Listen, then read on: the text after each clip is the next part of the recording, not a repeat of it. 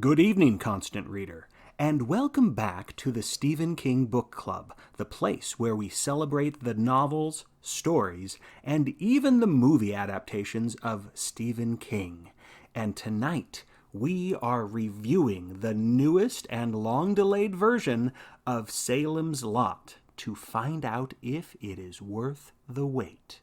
This video will be free of spoilers, except I will be pointing out some of the places where the film deviates from the book, which it does quite a bit.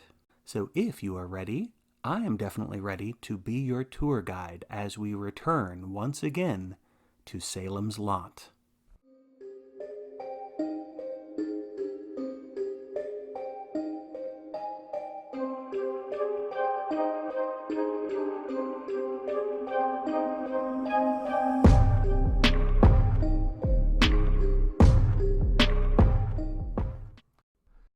Alright, as you may have heard, this film was in development hell for years. For a while, it looked as though it was going to be shelved with the likes of Batgirl or Coyote vs. Acme. But then it was finally released, not on the big screen, at least not in the US, but on Max, streaming. So, am I glad that it was spared from cinematic banishment? I am, actually. Is it a good movie? Not really. The first half, in my not-so-humble opinion, is pretty great. But things fall apart somewhere in the middle. If you haven't read the book or seen the 1970s miniseries version, then this 2024 remake might be a fun, albeit run-of-the-mill vampire movie for you. But if you know and love the original novel, the new Salem's Lot movie is bound to disappoint. But first, let's talk about the good stuff. Like the cast. Our lead actor plays Ben Mears, an up-and-coming novelist who has returned to the creepy little town in Maine, the place that used to be his childhood home. And now he feels drawn back to it for some mysterious reason. I kept wondering why this actor looked so much like Bill Pullman, and it is his son, Lewis Pullman, so that explains it. He is likable in this role, but the script doesn't give him that much to work with. You're going to hear that coming up again and again. Early incarnations of this character have been played by David Soul and Rob Lowe. And I think Lewis Pullman outshines the Rob Lowe variation. But maybe because I'm nostalgic, he doesn't reach the level of David Soul. The character of Ben Mears really needs to have a lot more emotional baggage and a stronger connection to the ominous Marston house. And for this version, that doesn't really happen as much. Mackenzie Lee plays the love interest, Susan.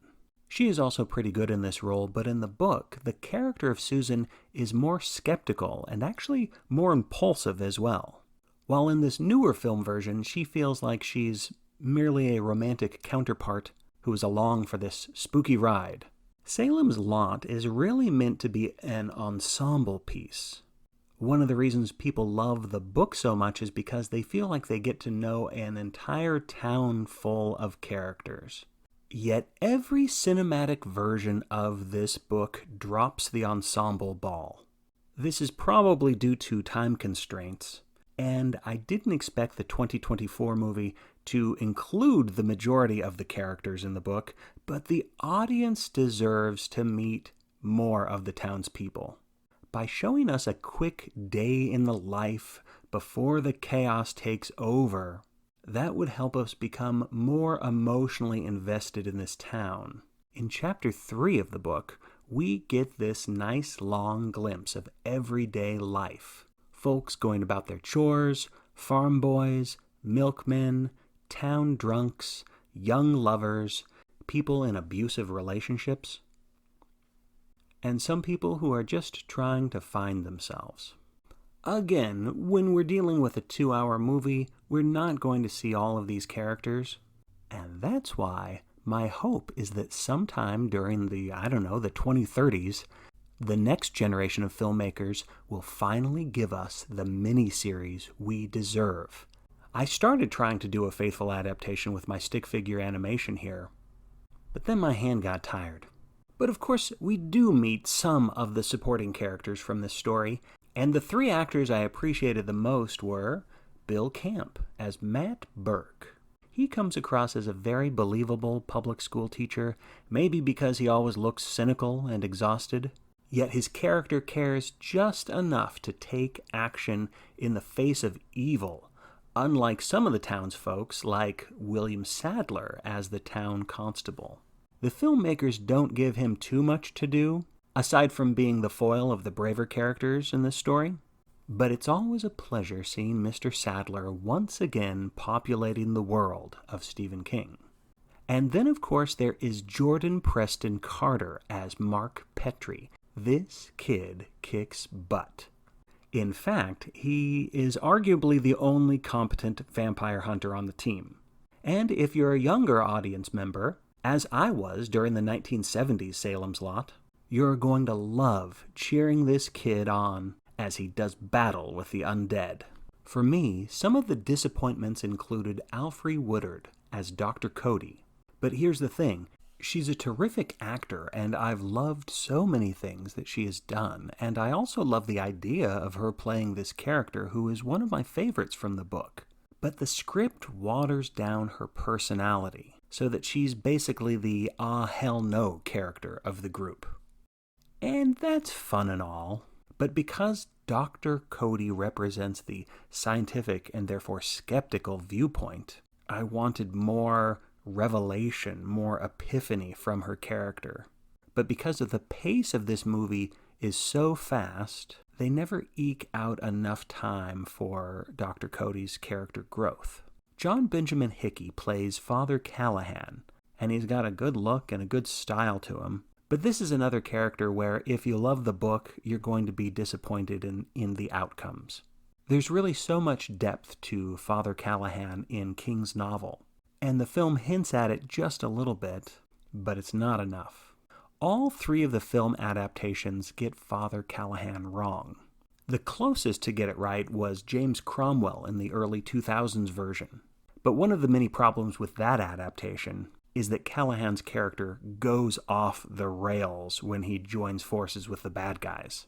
And in this one, in our 2024 version, it's the bad guys who, to me, are the biggest letdown.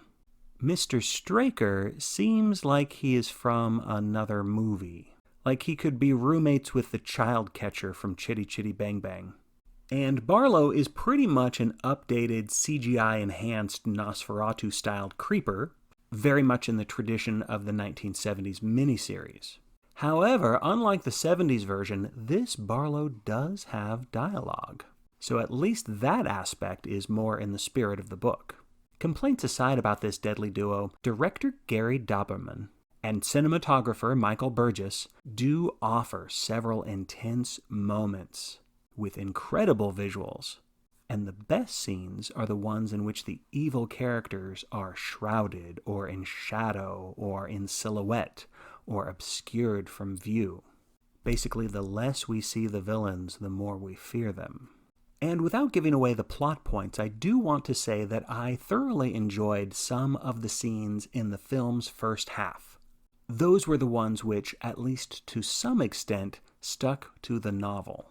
But somewhere along the way, the film takes several detours, and at the halfway point, I felt like I was watching an alternate reality. Some other corner of the Stephen King multiverse, a different level of the tower, with different character choices, different outcomes, none of which were nearly as satisfying as the original story.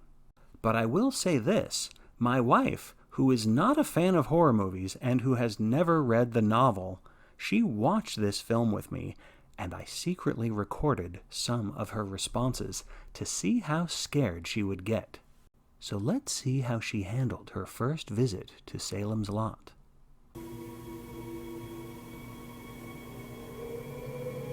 I know there's going to be a jump scare, and I don't want to be surprised. That scared me. How many jump scares is there going to be? Is everything alright, Mr. Mr. Burke's going to be next. That's not cool.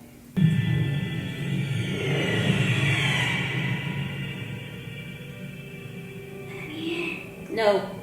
Don't let him in. Mark, you're too cool. I don't want you to die. There's your wooden stake. Does he have a cross? If you bought a house like this, wouldn't you just clear all that junk out? How do we protect ourselves? No one brought a cross? Oh no! Was that me screaming like a frightened old man towards the end? I doubt it. I guess all in all, the film has its good moments. Like a lot of Stephen King adaptations, it is flawed. I would argue the second half of this is severely flawed, and yet I'm glad it exists, if only to serve as an example of what not to do for the next generation of filmmakers who take on the challenge of bringing Salem's Lot to life. Thank you for watching and listening to the Stephen King Book Club. As always, I can't thank you enough when you hit that like button or subscribe to the channel. And of course, I am always forever grateful for those of you who've taken the time and a little bit of money to sign up and become a member, whether it's at the constant watcher level or the #1 fan level. Have you seen the new Salem's Lot film? I would love to hear your thoughts. So leave a comment and tell us what you thought of this new Stephen King spooky movie.